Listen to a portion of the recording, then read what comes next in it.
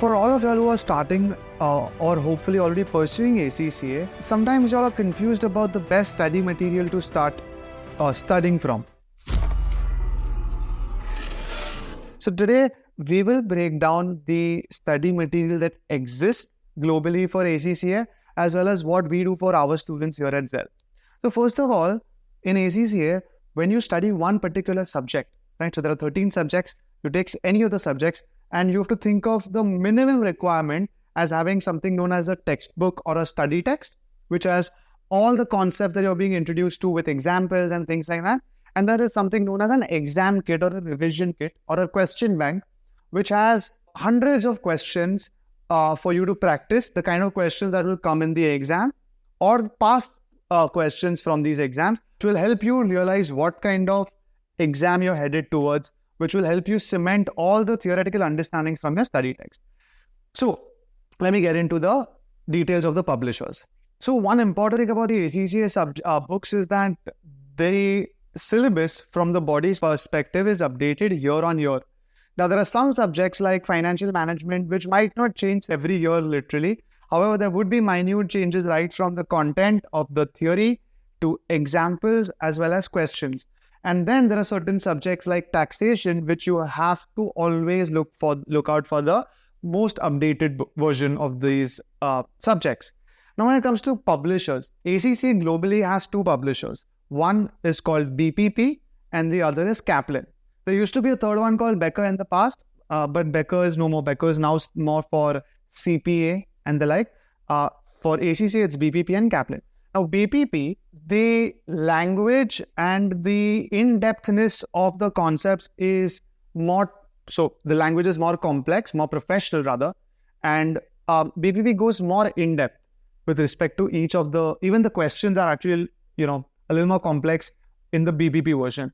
For the Kaplan version, the language is student-friendly, it's easy to study, but then it's relatively vast because you're trying to explain certain concepts in simple language. And the questions also, the examples mentioned in it are relatively easy to read, but then you have to do multiple of those so that you get the hang of it.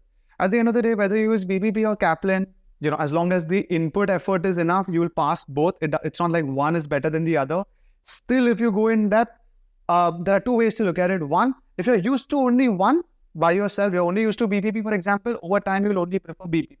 However, if you use both in the beginning, you will see that there are individuals who have opinions subject by subject. For example, some will say that for the audit subject, Kaplan is better than BPP, whereas for financial reporting, BPP is better. So because of these varied choices, my suggestion to y'all is if y'all do not know which one to use, it doesn't matter, pick any one and you'll be able to clear the exam as long as you put in the time and energy behind it. Just to give y'all an understanding, for Zell, what we started doing over the last few quarters is we've devised our own notes based on our complete understanding of ACCA. As many of you all must have already known, we've reached the platinum status in the recent past, giving us an even better understanding of what students across India require to pass these exams. I have here the kind of notes that we have now of Zell, where we were to split it into the study text and the exam kit. We've done it for all the subjects, and what we've tried to do is, number one, we've tried to make the language even more relatable for our students.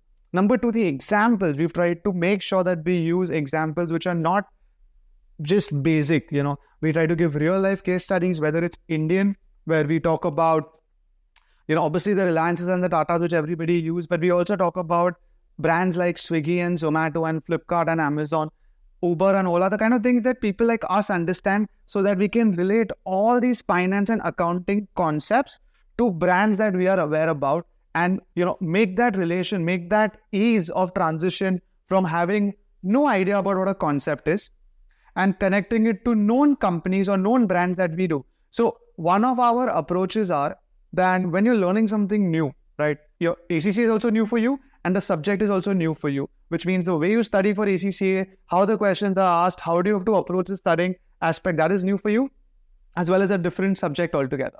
When two unknowns are combined, it's difficult to learn. So what we try to do is, while the learning aspect is new, our the ideas, the case studies, the brands, the companies we speak about as examples are what is known. So we combine one known and one unknown, and we use the known understanding of yours to basically convert the unknown again into known. It's really working well out for our students.